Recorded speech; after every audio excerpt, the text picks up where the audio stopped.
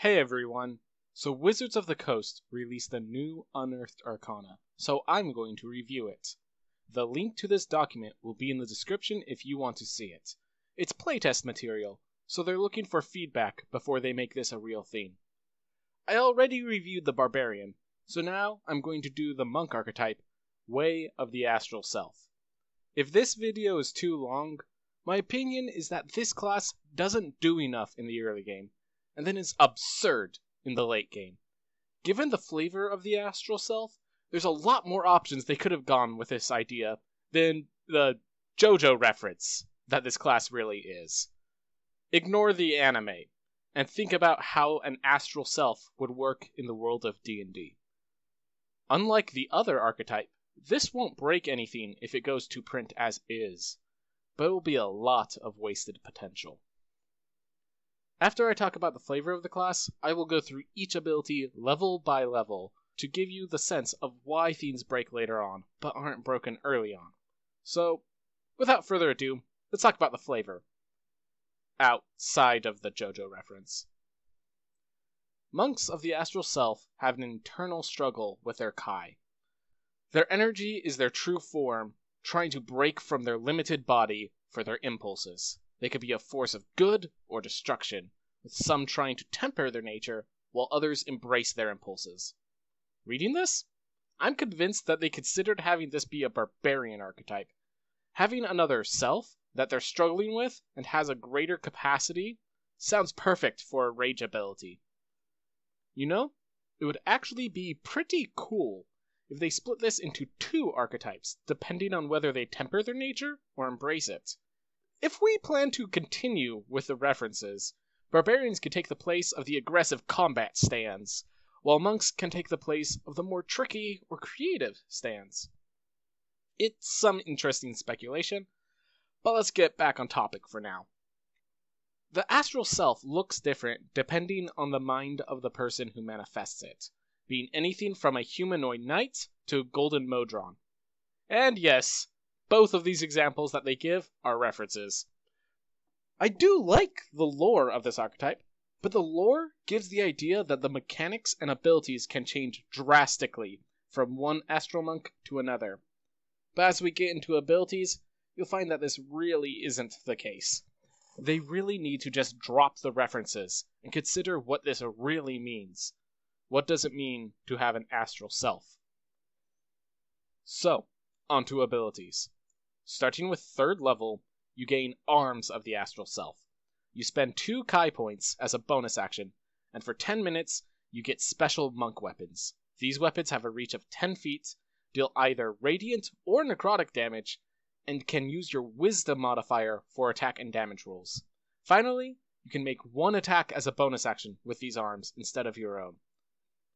Oh, and I almost forgot the most important part. While this is active, you can use your Wisdom modifier in place of your Strength for strength checks and saving throws. So first, let's consider the weapons themselves.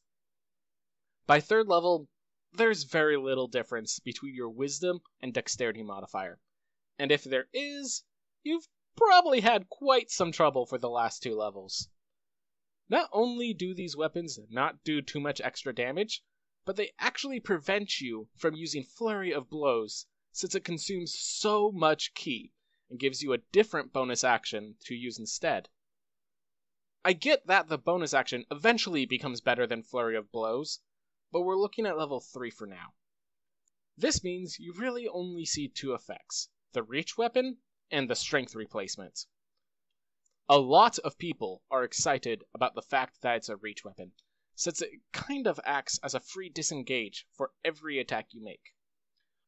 While I do understand how powerful that is, note that Way of the Open Hand already took away an enemy's ability to react, and Way of the Drunken Master literally just gave you a free disengage action whenever you made a Flurry of Blows attack.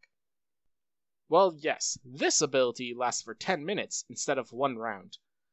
It does cost more Kai points, and any monk I've seen that can take advantage of this effect just finds room for the mobility feats. Now, the Strength replacement is actually pretty strong, and is the hidden power that might make this ability worth 2 Kai points. Being able to grapple an enemy that was a bit too far away from their allies and then running off with them using your higher movement speed is the reason strength-based monks even exist. This allows you to do that very thing without sacrificing your armor class, so you can handle their hits as they respawn to be trapped with you. If you're given varied terrain during fights, there's surely something you could do by being able to run around and forcing an enemy to join you. I could go on about the hidden power of grappling, but let's keep on topic. If the player cannot manifest this power, then these Kai points are effectively wasted at this level. There's no passive ability, and the ability costs a lot of Kai, which is part of why the Way of the Four Elements is bad, unless you have a serious plan for the abilities you're investing in that archetype. When taken in this perspective, I'd say that this archetype is actually too weak in the early game. Once you've lingered behind for a few levels, you get to level 6, where you get Vistage of the Astral Self.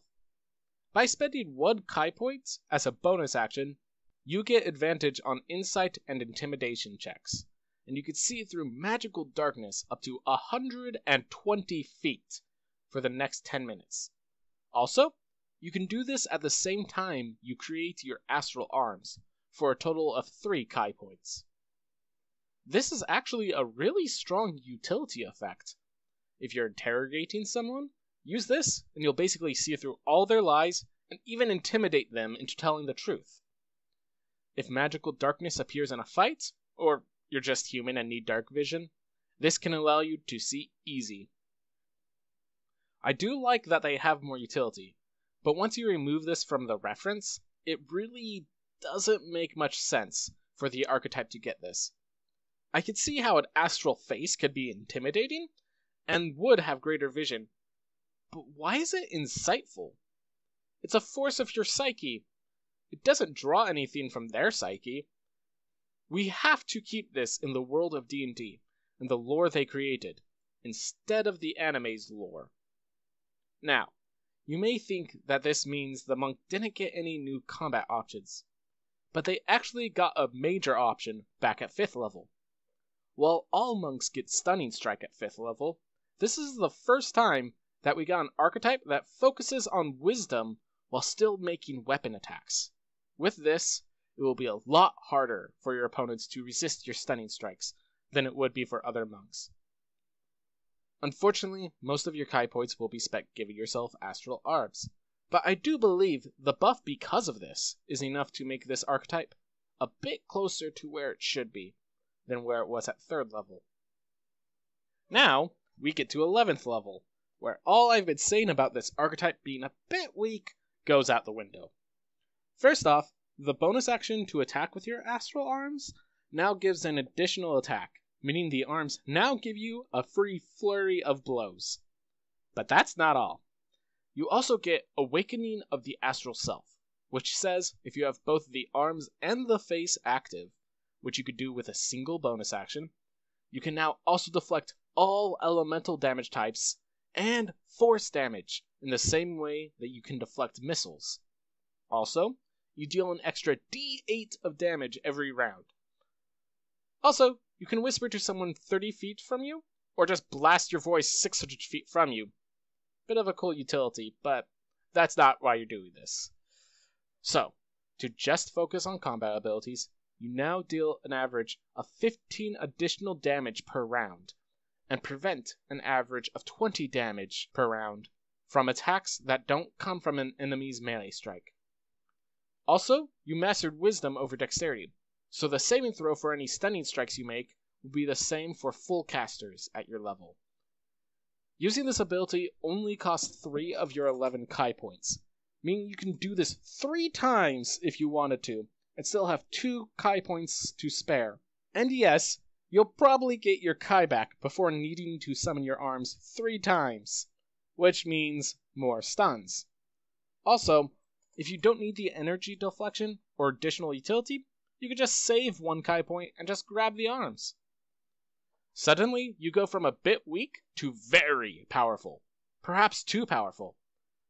I'm not going to freak out much, since it is an 11th level ability, and this is when the game starts breaking open. But I do have to ask, where was this power earlier? They just threw all the power of this archetype to the late game, instead of spreading it out into earlier levels. Speaking of throwing all of the power into the late game, at 17th level, Flurry of Blows becomes a joke to you. Your Astral Arms now give 3 attacks as a bonus action. And in case you want to destroy every enemy in your path, you gain complete Astral Self. With this, you get all the previous benefits, but your attack action now gives a 3rd attack, totaling to 6 attacks per round, and you gain a +2 bonus to AC, just to make sure you know you're awesome. While this does cost 10 Kai points for just 10 minutes of power, it also lets you recover 5 Kai points as a reaction whenever an enemy near you drops. Yes, that does mean you can actually gain Kai points from using this effect, which means yes, you will be able to use many stunning strikes across your flurry of blows, which, yes, have a save DC of 19, assuming you didn't get any magical effects to increase your wisdom or something. I get that 17th level should be strong, but come on. 6 attacks and recovering resources mid-combat is a bit overwhelming. We had problems back at level 3, and now we are just into the realm of absurdity. Where's the balance in this? I don't think it's there. So, with this imbalance, you may wonder why I haven't offered any solutions or suggestions. Well, I'm still of the opinion that this is closer to a barbarian archetype than a monk one. And there's no point in trying to give solutions to an archetype that is better elsewhere. The mechanical concept is flawed for the monk. The Kai point cost for a lingering effect is easily compared to a rage's lingering effect. Having a barbarian who, while raging, maybe uses Constitution for attack and damage rolls, but is limited to unarmed strikes, maybe that would be pretty cool, and would fit better for the aggressive punching that a lot of people probably imagine with this archetype. Maybe that idea is too strong, making Constitution the be-all, end-all stat for the barbarian. But hey, it's an idea. So to wrap it all up, the way of the Astral Self starts at too weak, and then becomes too strong. Its flavor is great, but the abilities have little connection to the flavor, and both would do better as a barbarian archetype than a monk one. There is value in here, but not for the monk. With that, I think I said everything I wanted to about this archetype. Usually they have a survey later to hear people's opinions on this material, so if you feel strongly either for or against what I've said, consider letting the creators themselves know. Until then, have a great day, everyone.